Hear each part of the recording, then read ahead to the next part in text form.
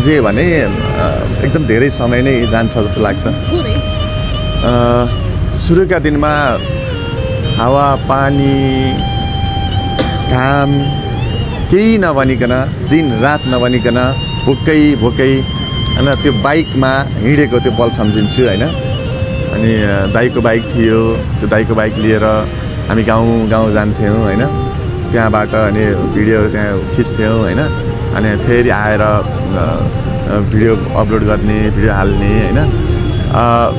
त्यो विगत एकदमै सङ्घर्षशील विगत थियो। अहिले बरु त्यति धेरै दुःख नगरिकन पनि हामी अगाडि बढिरहेका छौँ भने त्यति बेला झनै यति धेरै दुःख गर्नुपर्थ्यो नि। त्यो सुरुको स्ट्रगल फेज भएर पनि होला। अनि त्योभन्दा पनि अझै अगाडि जाने हो भने त सामान्य एउटा मोबाइल पसल थियो। मोबाइल पसल मा मैले मेरो श्रीमतीलाई राखेर म चाहिँ भिडियो खिच्न जान्थेँ। अनि त्यसरी मेरो पत्रकारिताको सङ्घर्ष अगाडि बढ्यो। ती एकदमै डिटेलमा भन्ने हो भने त रातै पर्छ होइन। अनि मैले डिटेलमा भनिनँ भने मेरो स्टोरी नै बुझ्न सक्नुहुन्न। त्यो भएर कुनै दिन एकदमै मजाले मेरा सङ्घर्षका कथाहरू सुनाउँछु हजुरकै मिडिया मार्फत, सबैजनाको मिडिया मार्फत होइन। मैले धेरै कुराहरू सुनाउन बाँकी छ। ती सुनाउन बाँकी कुराहरू सुनाउने दिन आउँछ, पक्कै पनि म सुनाउँछु। तर सङ्घर्षका दिनहरू एकदमै दुःखद सङ्घर्षबाट गुज्रिँदै होइन यहाँसम्म आइयो होइन। अनि अहिले त अब गाडीमा हिँडिन्छ होइन। पहिला त गाडी भन्ने नै थिएन होइन। अनि हुन त गाडीमै हिँड्न थालेको 5 वर्ष भइसकेको रहेछ होइन। म गाडीमा हिँड्न थालेको 5 वर्ष भइसकेको रहेछ। त्योभन्दा अगाडि जुन 3 वर्षको समय थियो, 3 वर्षको समय चाहिँ एकदमै सङ्घर्षशील समय भयो। त्यो चाहिँ कसैको बाइक मागेर जाने हुन्छ कि होइन काममा होइन। अब दाइको बाइक हुँदा त अलि सजिलो पनि भएको थियो हुन चाहिँ होइन। अनि अब कहीँ गइन्छ, आउँदै रात पर्छ, रात परेर बाटोमा बस्नुपर्छ। लकडाउनको बेलाको त्यो सङ्घर्ष त अझ त्यो पुरै छाडिदिनुहोस् होइन। हामी जति बेला जाजरकोट गएका थियौँ त्यो घटनामा, त्यति बेलाको त्यो कसैले खाना पनि नदिने होइन। चाउचाउ किन भनेर पसलमा गएको, त्यहाँ सबै चिज सकिएको रहेछ क्या। अनि मुसाले फोडेको चाउचाउ छ, खाने भाइ खानुहोस् भन्दाखेरि अनि हामीले चाहिँ के सोच्यौँ भने सर्फाले खाएको त होइन, मुसाले खाएको। मुसालाई पनि खान्छ मान्छेले होइन। मुसा पनि त खान्छन् नि गाउँघरतिर त होइन धेरैले। अनि के नै हुन्छ र खाइदियो भनेर त्यो मुसाले फोडेको चाउचाउहरू बिस्कुटहरू खाएर एक दिन बिताएको त्यो पल त एकदमै त्यो कहिले पनि बिर्सिन सक्दैन होला। धेरै छन् यस्तो सङ्घर्षका कथाहरू, कुनै दिन बसेर मजाले सुनौँ होला। त्यसले त आज तपाईलाई यत्रो ठुलो अवार्ड प्रदान गरेको छ नि त हैन। त्यो पनि हो। ती सङ्घर्षहरू, दर्शकको माया, साथ, सपोर्ट, मलाई त एकदमै धेरै धन्यवाद। यो अवार्ड पाइरहँदा दिन मन लागेको चाहिँ मेरो त्यो पनि हो। ती सङ्घर्षहरू, दर्शकको माया, साथ, सपोर्ट, मलाई त एकदमै धेरै धन्यवाद। यो अवार्ड पाइरहँदा दिन मन लागेको चाहिँ मेरा भगवान रूपी दर्शकहरूलाई हो। मलाई यति धेरै विश्वास गर्नुहुन्छ। म कहिलेकाहीँ अचम्म पर्छु कि किन यति धेरै विश्वास गर्नुहुन्छ होला, मबाट केही गल्ती भइहाल्यो भने के होला होइन भन्ने लाग्छ। अनि फेरि सोच्छु होइन यो विश्वास कहिले पनि टुट्न दिन हुन्न। यो विश्वास सधैँभरि म मर्दसम्म पनि कायम राख्नुपर्छ। जहिलेसम्म म यो फिल्डमा छु तहिलेसम्म दर्शकको मायाले छु, त्यसैले विश्वास कहिले टुट्न दिन्न भनेर सङ्घर्ष गरिरहेको छु। त्यही भएर मेरा भगवान रूपी दर्शकहरूलाई यो अवार्ड समर्पण गर्न चाहन्छु। अन्तमा अब थोरै मैले विवाहको प्रसङ्ग जोड्न चाहेँ। अब अहिले बाटोमा हिँड्दाखेरि तपाईँलाई पनि चिन्नुहुन्छ है दर्शकहरूले, यसो अडियन्सहरूले भोजा सरको श्रीमती भन्नुहुन्छ। हजुर भन्नुहुन्छ। के भन्छन्? हजुर सरको श्रीमती हो नि, टिकटकमा देखा जस्तो लाग्यो भन्नुहुन्छ। ओके, त्यस्तो भन्दाखेरि कस्तो फिल हुन्छ तपाईँलाई त्यति बेला चाहिँ? खुसी लाग्छ। अब भोजरा सरको श्रीमती भनेर चिनिन पाएको छु नि त। ओके, विवाहको प्रसङ्ग मैले थोरै अन्तिममा थोरै मात्रै जोड्छु। म केही पनि थिएन। म भोजराज थापा भनेर अहिले दर्शकहरूले जुन चिन्नु भएको छ, जुन नाम छ, केही थिएन मेरो। म एउटा गाउँको एउटा केटो, मोबाइल पसल गर्दै आइरहेको एउटा केटो, त्यतिमा म सीमित थिएँ। जब मेरो जिन्दगीमा मेरो श्रीमतीको प्रवेश भयो त्यस पछाडि मलाई साथ सपोर्ट जति मिल्यो नि त्यसका लागि त अब मैले यो धन्यवाद दिएर साध्यै छैन। मेरो श्रीमतीकै साथ सपोर्टले म यहाँसम्म छु। जति बेला हाम्रो बिए अब बिएको कुरा चल्यो, अब बिए गर्ने भन्ने भयो, अनि अब बिएको कुरा चलिसक्यो, अब बिए गर्ने भयो फिक्स नै भइसकेपछि अब धेरै लामो समयसम्म किन कुर्ने होइन, 1 महिना 2 महिना किन कुर्ने, अब कुरा चलिसक्यो त अब बिए गरिहालौँ न भन्ने सबैको कुरा भयो। अनि त्यसपछि ल ठिक छ भन्ने बिए गरियो। अब बिए गर्ने दिन मेरा पछाडि जन्तीहरू पनि त्यति धेरै थिएनन्, 1-2 जना साथीहरू थिए। उसको माइतीबाट पनि कोही पनि हुनुहुन्थेन होइन, हुन त जुठो पनि पर्नु भएको थियो, जुठो परेर पनि हो। अनि मन्दिरमा भएको बिहे थियो। मसँग अब सिन्दुर किन्ने पैसा थिएन भन्दा गफला जस्तो हुन्थ्यो होला। उसको घाँटीमा त्यो सानो एउटा मङ्गलसूत्र मेरो दिदीले बनाइदिनु भएको थियो, त्यही मङ्गलसूत्र मैले उसलाई लगाइदिएको हो। मैले मेरो खल्तीबाट पैसा निकालेर हाम्रो बिहे गरिदिने पण्डितलाई दिने पनि पैसा थिएन।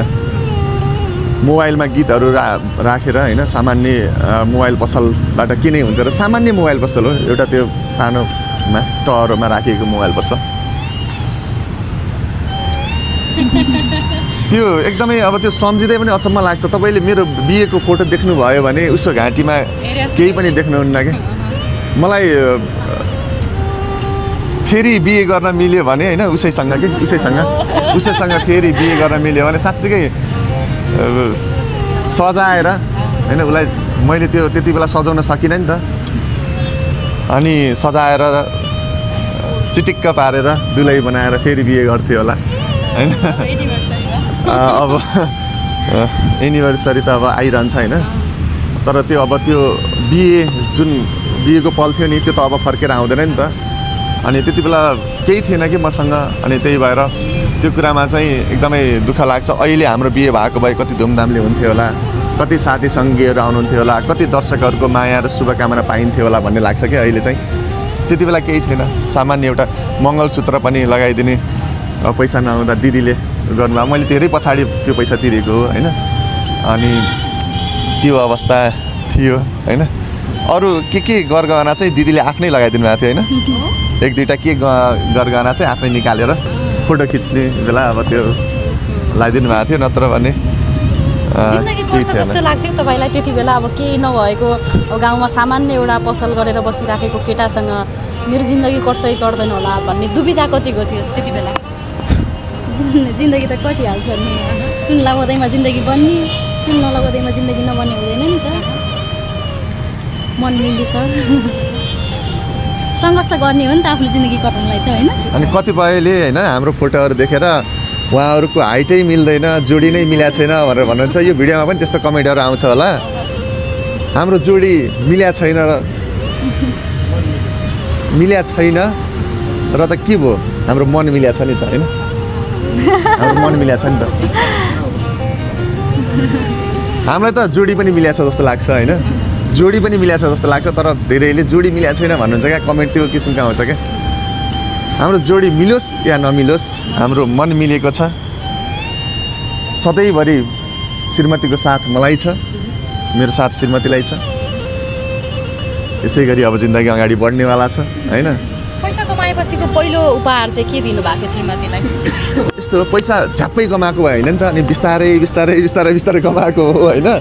तर मेरो श्रीमतीप्रति चाहिँ मलाई के कुरा खुसी लाग्छ भने, तपाईँसँग पैसा छ दिनुहोस् मलाई पैसा, अनि अथवा जहाँ हिँड्नुहोस् ब्युटी पार्लर, अथवा मलाई यो चिज किनिदिनुहोस्, अनि म मेकअप गर्न जान्छु भन्ने यो मैले कहिले पनि पाएको छैन। गरगहना किन्न जाम भनेको होइन, यो मैले कहिले पनि पाएको छैन। अनि बरु उसैले चाहिँ मलाई मेरो जन्मदिनमा एउटा सुनको सिक्री उपहार दिएकी थिइन् होइन। अनि त्यो पनि एकदम सरप्राइज तरिकाले मैले चाहिँ अलिकति कमाएको पैसाको केही हिस्सा चाहिँ मैले मेरो श्रीमतीको एकाउन्टमा राखिदिन्छु कि। अनि उसले चाहिँ जम्मा गरेको त्यो पैसाले अनि एउटा सुनको सिक्री चाहिँ मलाई जन्मदिनको उपहार आएको थियो। तर सानैदेखि त्यो सुनको चिजहरू हातमा अनि घाँटीमा लगाइएन, त्यो बानी छैन। कसैको बिहेमा पार्टीमा गइएको दिन मात्र लगाइन्छ। आज फेरि बिर्सेछु मैले ठ्याक्कै। आज लगाउनु पर्थ्यो है, आज बिर्सेछु। अनि त्यो छ, त्यही दराजमा छ। मेरो त्यही हो, उहाँ उसको पनि त्यस्तै छ। अब त्यो छैन त्यस्तो धन सम्पत्ति कमायौँ हामीले भन्ने छैन। मैले त धन सम्पत्ति भन्दा पनि इज्जत कमाएको छु जस्तो लाग्छ। इज्जत कमाएको छु, मान सम्मान कमाएको छु, त्यही कुरामा मैले गर्व गर्छु। दर्शकहरूलाई त्यही कुरामा मैले धन्यवाद दिन्छु। तपाईँले चाहिँ के दिनुभएको थियो? उहाँले त सिग्री दिनुभएछ, तपाईँले केही सम्झना लागेको केही उहाँको लागि स्पेसल केही थियो? अहिलेसम्म केही छैन। अहिलेसम्म के छ र? छैन। अनि हामी घुम्न गएको ठाउँ पोखरा एकचोटि मात्रै लैजानु भयो, त्यही मात्रै गएको छौँ। कुनै कुनै बेला गुनासो गर्न मन लाग्दैन? घुम्न जाउँ, यस्तो चाहियो उस्तो चाहियो, यता त्यता केही भन्न मन लाग्दैन? किनभने कोही ठाउँमा म आफै घुमेको छु, अनि त्यही भएर अब होइन घुम्न मन त लाग्छ होला। अनि अब घुम्ने है भन्दा भन्दै बच्चा भइहाल्यो। अनि अब बच्चासँगै पनि अब यति सानै घुम्न पनि भएन। अब बच्चा हुर्केपछि घुम्ने है भन्दा भन्दै फेरि बुढो भइन्छ कि होइन। 30 त क्रस भइसक्यो, आधी मेरो गइसक्यो जस्तो लाग्छ होइन। कति पो बाँचिन्छ बाँकी छ अझै। अनि ल अब ओके, अब अन्तिममा पनि छौँ। अन्तिममा अब छोरा अहिले भएको छ होइन। अहिले छोरा ऊ नबोल्दै यति धेरै चर्चामा छ होइन। उहाँ भाउजूले सानो केही क्लिपहरू हाल्नुभयो, तपाईँले नै केही भिडियोहरू हाल्नुभयो भने असाध्यै धेरै रुचाउनुहुन्छ दर्शकहरूले। अब तपाईँ त अब समाजमा एउटा नाम कहलिएको पत्रकारको रूपमा हुनुहुन्छ, एउटा समाजसेवीको रूपमा हुनुहुन्छ।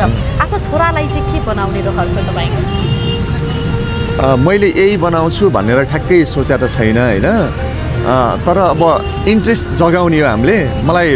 म कुनै समयको क्रिकेट खेलाडी होइन, स्थानीय लेभलमा होइन, अनि अलिअलि खेलेको हिसाबले चाहिँ मेरो छोरा क्रिकेट खेलाडी बन्दै हुन्थ्यो भन्ने पनि छ। अनि सङ्गीतप्रति मोह छ, अनि केही नभए पनि गायकै नभए पनि सङ्गीतकार बनिदियोस् भन्ने पनि छ। अनि तर हामीले इन्ट्रेस्ट जगाउने हो। म इन्ट्रेस्ट जगाउँछु। इन्ट्रेस्ट जगाउँदै जाने क्रममा अब छोरा के भन्छ भन्ने कुरा त छोराको हातको कुरा हो। तर मैले नै त यही बन्नुपर्छ, यही बन्ने हो भनेर अहिलेदेखि भन्न हुन्न। त्यो भनेको नराम्रो पनि, त्यो गर्न पनि नराम्रो हुन्छ जस्तो लाग्छ मलाई। तपाईँलाई पनि यही प्रश्न केही छ तपाईँको रहरहरू छोराप्रति? छैन, उसको अब इच्छाले, उसको मनले अब जे भन्छ उही नै